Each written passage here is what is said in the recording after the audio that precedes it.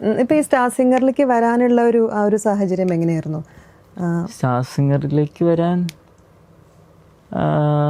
ഞാൻ ഈ ഫേസ്ബുക്കിൽ ഇങ്ങനെ വെറുതെ ഗിറ്റാർ വെച്ച് ഇങ്ങനെ പാടിയിടുമായിരുന്നു. അത് കണ്ടിട്ട് മിഥുൻ ചേട്ടൻ ഇങ്ങനെ ഓഡീഷന് പങ്കെടുക്കാൻ പറഞ്ഞത്.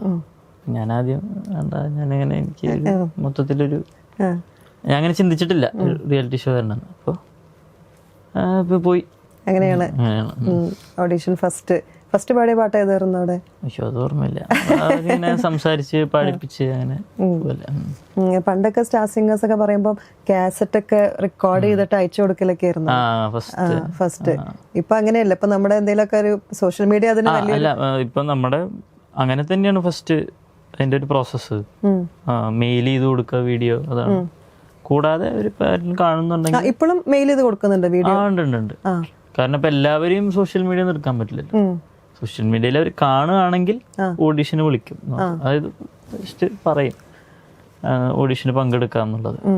ഓഡീഷൻ ത്രൂ തന്നെയാണ് ആ പ്രോസസ്സ് പോകുന്നത്. പക്ഷെ അപ്പൊ ആദ്യം നമ്മള് സോങ്സ് മെയിൽ ചെയ്ത് കൊടുത്തിട്ട് അതിന്നാണ് സെലക്ഷൻ വരുന്നത്. അത് അങ്ങനെയാണ് ഇതിന്റെ ഒരു സെലക്ഷൻ. അതല്ലാതെ ഇപ്പൊ നമ്മളിപ്പോ എന്നെ കണ്ടല്ലോ, ഫേസ്ബുക്കിൽ ഞാൻ പാടുന്ന വീഡിയോ കണ്ടു, അപ്പൊ വരൂ എന്ന് പറയുമ്പോ പിന്നെ ഞാൻ മെയിൽ ചെയ്ത് കൊടുക്കണ്ട. കണ്ടിട്ടാണല്ലോ ഓൾറെഡി വിളിക്കുന്നത്. അങ്ങനെ.